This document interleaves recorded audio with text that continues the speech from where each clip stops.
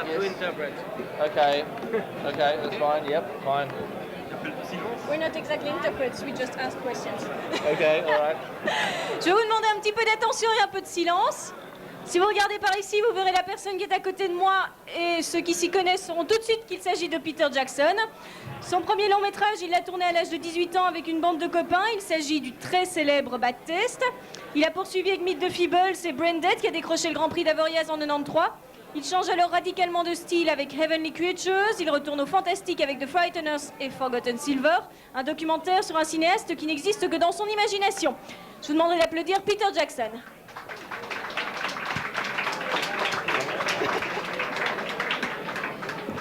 Goedenavond, vanavond hebben wij naast ons aan tafel Peter Jackson, die bekend werd met Bad Taste, daarna Meet the Feebles maakte, Braindead, dan oversloeg naar een ander genre met Heavenly Creatures en voortging met The Frighteners.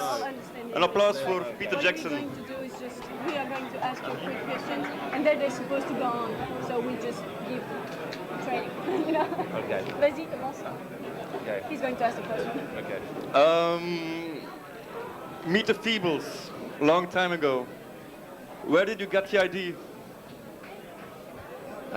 Well, the idea for Meet the Feebles, a lot of people thought that it was the Muppet Show that inspired Meet the Feebles, and the fact that we were trying to do some sort of a demonic version of the Muppets, and that wasn't really the case, because with the Feebles we were really satirizing human beings. We weren't actually making fun of other puppets, and the idea for the Feebles, I remember just the seed of the idea was the thought of a puppet show where the puppets go backstage and you realise that they're living creatures, and they drink a can of beer and they smoke a cigarette, and they just that concept of a puppet who acted like a human being was really the seed of the idea. And you know, often just a very small thought like that it sits in your mind for a few months and it expands into a movie.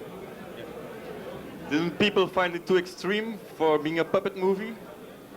Well, sure. Some people. I mean, it depends on what their expectations was. I mean, I think the thing with the Feebles is that because it was puppets, a lot of people went to see it and were shocked by what was actually in it, because they didn't realise what it was actually about. Je pourrais vous demander de faire un peu moins de bruit, s'il vous plaît? Non? Ok. How does it feel to be almost in the Guinness Book of Records for using, I don't know how much it was, 6,000 liters of, you know, synthesized blood? Well, my memory of Braindead and all the blood that we used was really just the stickiness and the smell, because I mean the blood was made of Canadian maple syrup, and because there was so much blood that was in the set that we built, we used to shoot it in fairly chronological order, so we wouldn't we would not clean up the blood from the day before, and we just keep shooting and making more blood and more blood. And so after 3 or 4 weeks of shooting, the entire set was just caked in syrup, and then the heat of the lights that we'd be using would sort of make the syrup into this sort of mist that was in the air, and you'd come home at night and your entire body, your hair and your skin would just be coated in syrup. It would just stick to you, and that went on for week after week, and it was I mean, that's my main memory of that experience. Well, I mean, you used quite the same systems for Bad Taste. How did you get all these disgusting things? What did you use to make them? Well, back in Bad Taste, because Bad Taste was made so cheaply, we didn't really use special effects, and I mean, apart from fake blood, we used fake blood, but a lot of the gore in Bad Taste is real gore, because we couldn't afford to do sculpt and mold latex things for all of the entrails and brains. I just used to go to the butchers. Whenever we were shooting, I'd go to the butchers and I'd get sheep's brains and sheep's livers and kidneys and hearts and all that sort of stuff, and just use that. So. Est-ce qu'il y a des gens qui veulent poser des questions dans le public? Il y a un micro-baladeur, hein, donc n'hésitez pas à lever la main. Non? Décevant. What did you what did you make change your style of movie making, like going from gore to something like Heavenly Creatures? I don't know. It wasn't really any sort of a deliberate career move. It was really just that while we were making Brain Dead, I was reading about this murder case and became more interested in it. And Fran Walsh, who I write scripts with, was doing some research on it, and I just became sort of interested in the case, and it seemed like it would make a really unique movie. And so I mean, there wasn't really a point that I said I don't want to make a gore film again. It was just that I became interested in this case, and it naturally just became the next film that I started to work on. I mean, I certainly, you know, I mean, one of the things that I definitely want to do again in the future is to make another low-budget gore movie. I mean, they're a lot of fun, and I certainly feel that I haven't left that behind. You're going for a bigger record of blood. Yeah. Well, I've been waiting. I mean, since Brain Dead, I've been waiting for somebody to make another zombie movie with as much blood. I guess that From Dusk Till Dawn came kind of close, but I, you know, I mean, it seems a shame because that whole genre, of low-budget zombie kind of in-your-face gore seems to have subsided a bit over the last few years, which is, you know, this is a shame. It's a great way for young filmmakers to break into the industry, and but I guess that the young filmmakers now seem to be doing more dramas, just more straight drama and things. So it doesn't it just seems to be but anyway, everything's a cycle, and I'm sure that we're at some point it'll come back again.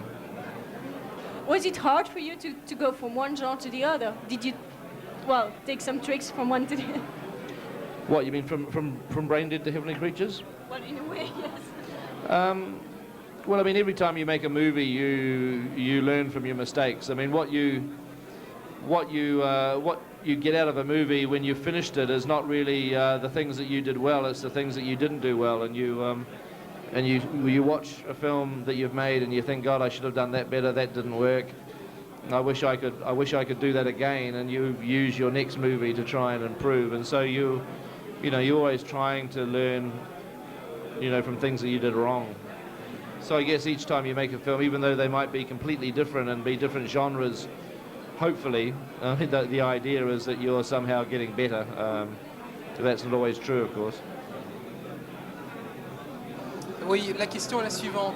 Il y a une légende qui court pour l'instant, enfin on ne sait pas si c'est vraiment une légende, que vous allez faire Le Seigneur des Anneaux de Tolkien. Est-ce que c'est vrai? Et si oui, quand est-ce qu'on va le voir enfin ce film? Well, people say that you're going to shoot the Lord of the Rings of Tolkien. Well, he was asking if it's true, and when are you going to do it, and when could we see it? What we've been working on is the Lord of the Rings, and we're doing it as 3 movies that we're shooting back to back. And I've been working on it for 2 years now. I mean, I've spent longer on the Lord of the Rings than I did on Brain Dead or Heavenly Creatures or any of those other films. I mean, they were like, from start to finish, they were maybe 18 or 20 months, but I've actually spent longer than that on the Lord of the Rings, and we haven't shot a single frame of film yet, but we start shooting the movie in September, and we're shooting for nearly 18 months. All 3 movies. We're just shooting 6 hours of film, and the idea is to release them about something like 5 or 6 months apart in a row. Do you already know who's going to play in it and how you feel, or who you want to show things? No, the casting is happening now. We haven't cast anybody in the film yet. We're auditioning actors right now. It's actually the reason why I've come to Europe is where I'm in England doing some casting right now. So it's just at the very beginning, and so there isn't really anything I can say about who's going to be in it. But it'll be largely unknown actors. We're not really pursuing any big stars, I don't think. And why the Lord of the Rings?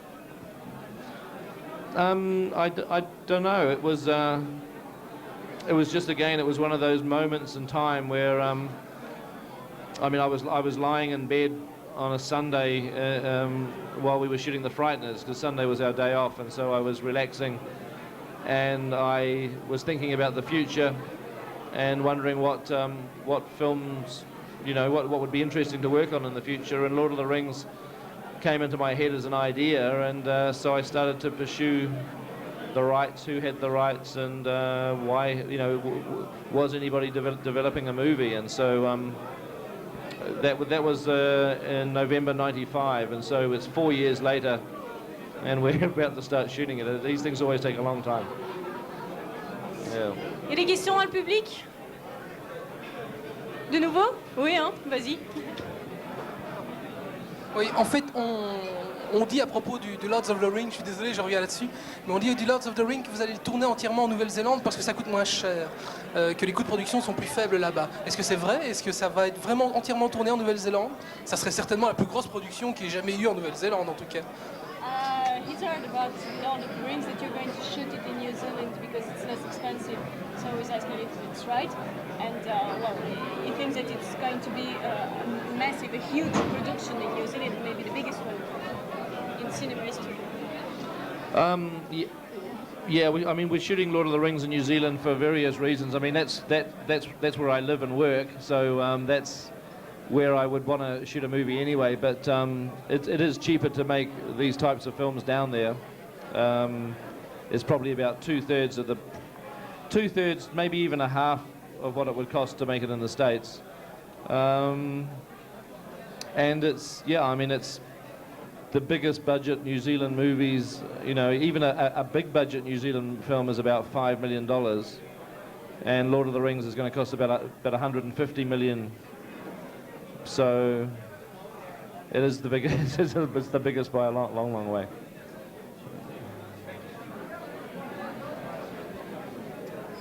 Zijn er soms nog vragen voor Peter Jackson?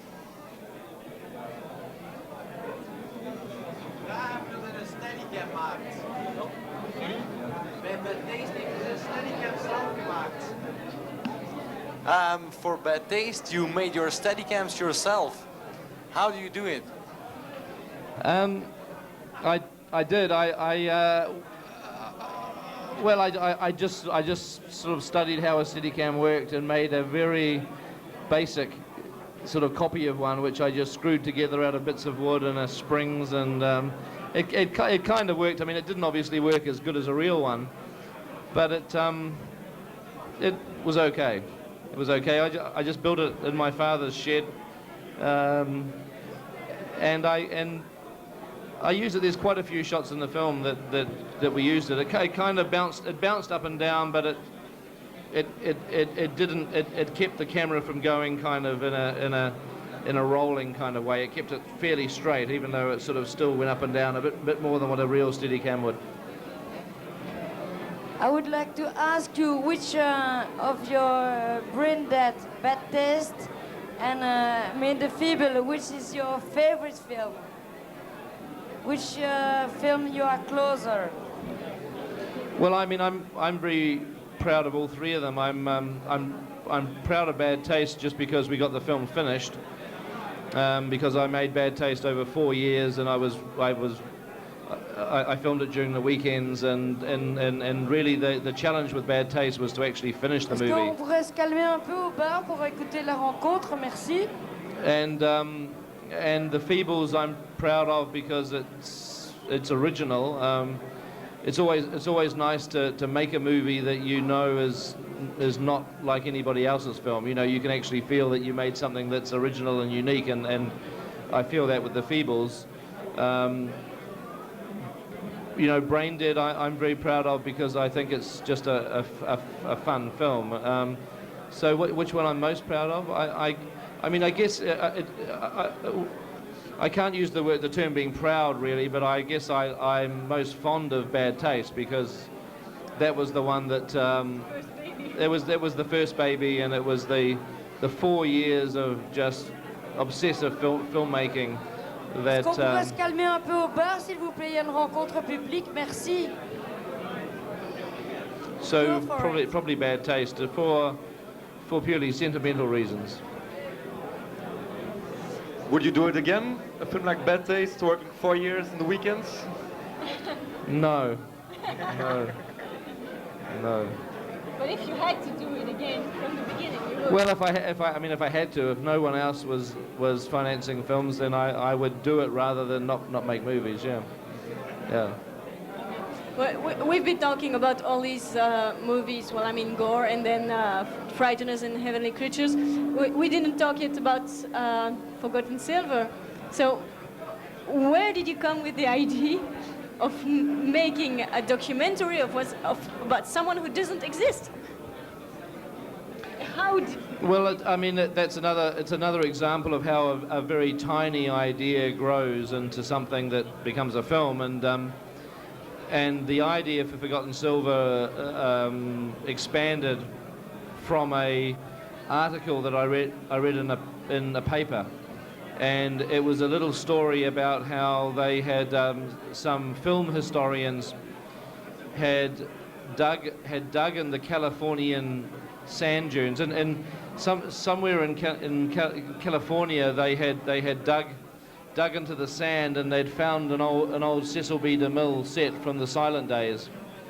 They'd found some sort of an Egyptian monument or a Roman thing that was built out of timber and plaster. That was a city that had been used in a silent movie, and it had been buried by sand. And so I love the idea that archaeologists could discover an ancient city that was not really ancient. It was just an old film set, and that was actually, it was just that story that I read that I started to think about what, that was a really fun idea to discover an old film set, and that was really the seed, and the whole idea of creating this filmmaker sort of worked.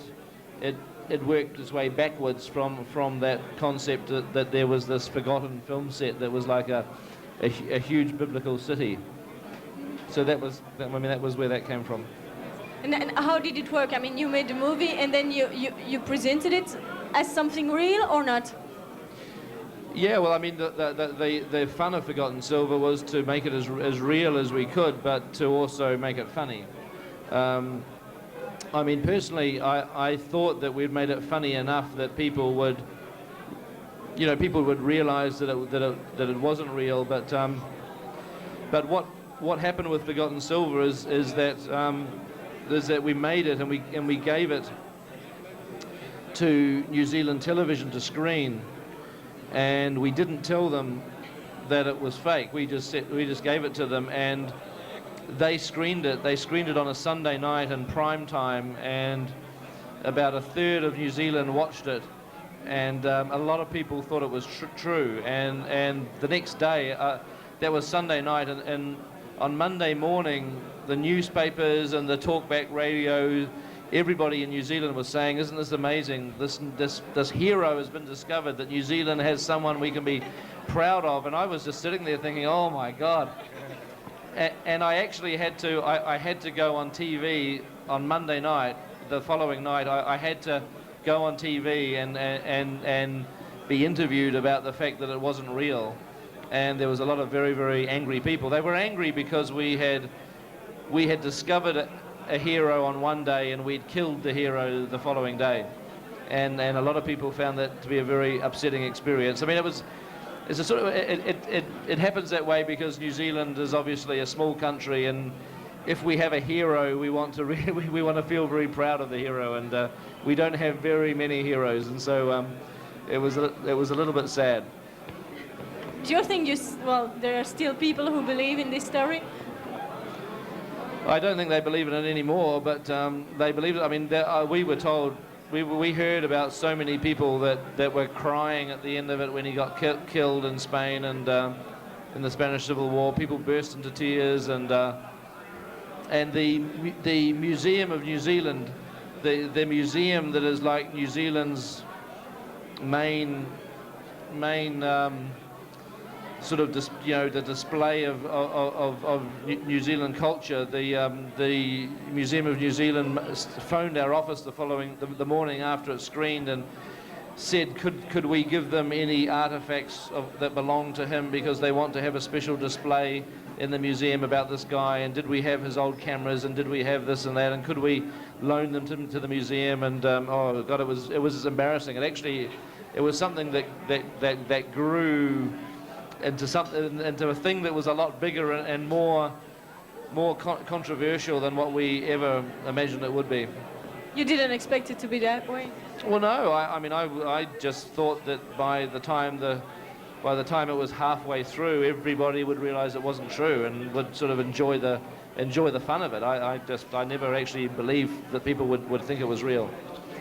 You were the only one who was laughing. Sorry? You were the only one who was laughing. Yeah, well, I guess so. I mean, yeah, there were all these people crying. I mean, I couldn't believe it. You probably made a too good job. Yeah. Il y a des questions encore dans le public?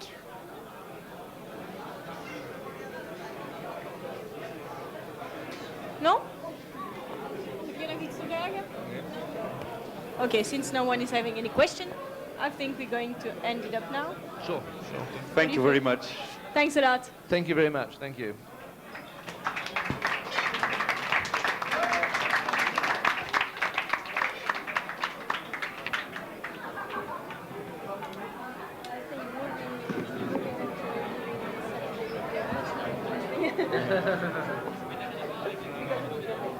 Sorry? Because of the public, I mean, no one knew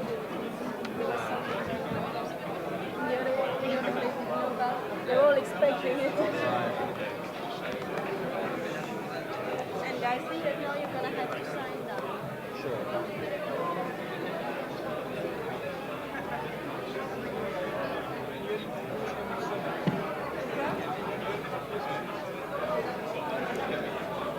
You flew in from New Zealand now? Just Flew from New Zealand two days ago.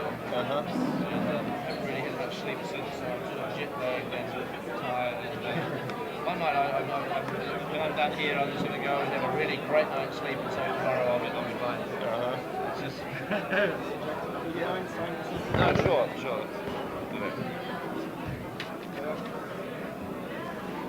DVD. Yep. What's your name? Reggie, it's R-E-G-Y. R-E-G-Y.